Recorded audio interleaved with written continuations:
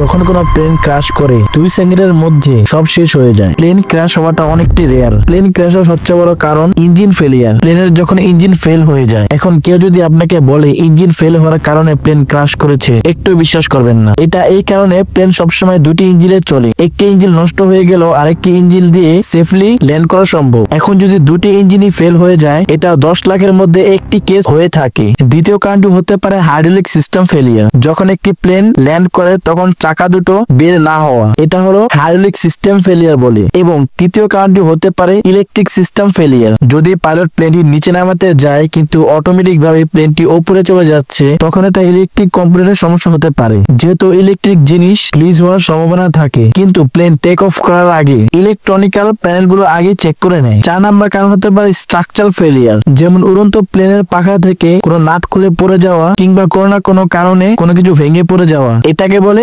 Structural failure. Plane পৃথিবীর সবচেয়ে safest transportation হয়ে থাকে, তারপরেও প্লেন যখন ক্র্যাশ হয় এটা অনেকটা রেয়ার কেস এবং সবচেয়ে বেশি ডেডলি।